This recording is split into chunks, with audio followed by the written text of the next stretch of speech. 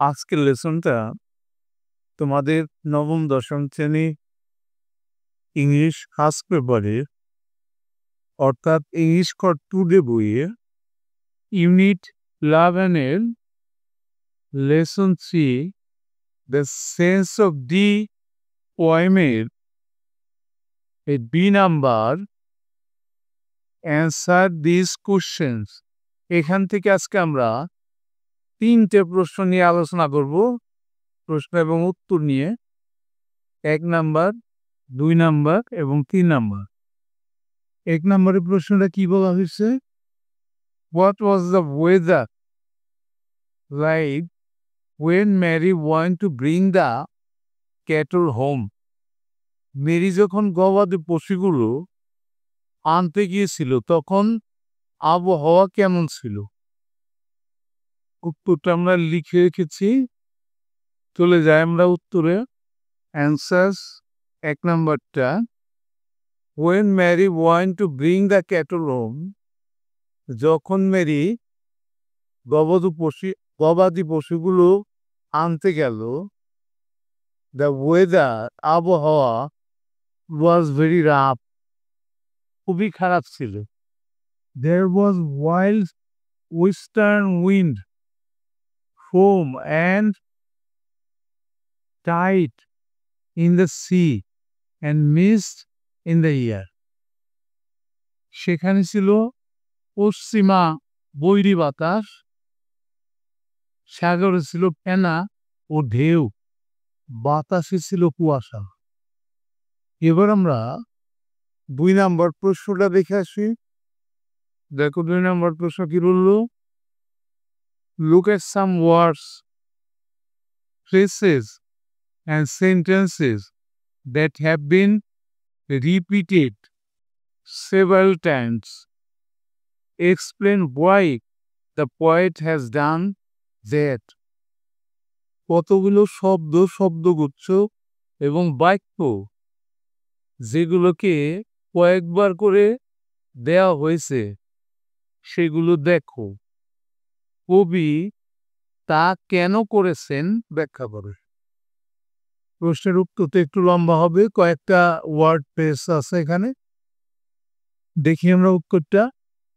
দেখো 2 number, the poem begins with repetition of the sentence and call the cattle home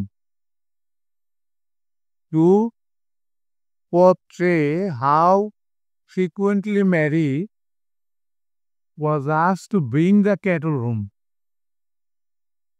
কবিতাটি গবাদি পশুগুলো বাড়ি নিয়ে এসো বাক্যটির পুনরাবৃত্তি দ্বারা শুরু করেছেন, যা চিত্রায়িত করে কতবার মেরিকে গবাদি পশুগুলোকে বাড়ি নিয়ে আসার কথা বলা হয়েছে। আফটারওয়ার্ডস পরবর্তীতে, দ্য ওয়ার্ড ওয়েস্টার্ন পরবর্তীকালে পশ্চিমা শব্দটি ইজ ইউজ টুয়াইস 2বার ব্যবহার করা হয়েছে to explain the frightening nature of the western wind and tide, পশ্চিমা বাতাস ও ঢেউয়ের ভয়ঙ্কর প্রকৃতি তুলে ধরার জন্য। And then the frequent use of word like over and round illustrates the repetitive approach of the destructive tide. এরপর উপরে এবং ঘুরে এই শব্দগুলো পুনঃপুনিক ব্যবহার ধ্বংসাত্মক ঢেউয়ের পুনরাবৃত্তিগুলোকে আগমন চিত্রায়িত করে। আফটার দ্যাট, এরপরে, দ্য ওয়ার্ড ক্রুয়েল নির্দয় শব্দটা বা নিষ্ঠুর শব্দটি হ্যাজ বিন ইউজ টুয়াইস 2বার ব্যবহার করা হয়েছে টু শো দেখানোর জন্য intensity of cruelty of the river. নদীটির নিষ্ঠুরতার তীব্রতা বোঝাতে ব্যবহার করা হয়েছে। ফাইনালি অবশেষে the sentence approach the sense of D নদীর তীর থেকে বাক্যটি is used both at the beginning and the end of the poem. কবিতার শুরুতে এবং শেষে ব্যবহার করা হয়েছে to highlight the place where the incident took place and also to maintain a arithmetic pattern. যেখানে ঘটনাটি ঘটেছে সেটিকে আলোকপাত করার জন্য এবং একটি ছন্দের ধারা বজায় রাখার জন্য ব্যবহার করা হয়েছে। এভাবে লেখা যায় অথবা তোমার নিজের মতো করেও লিখতে পারো। এরপরের প্রশ্নটা আজকে দেখে নেই। 3 নম্বর প্রশ্নটা, how has the poet describe the sea? কবি কিভাবে সমুদ্রকে বর্ণনা করেছেন? দেখি আমরা উত্তরটা।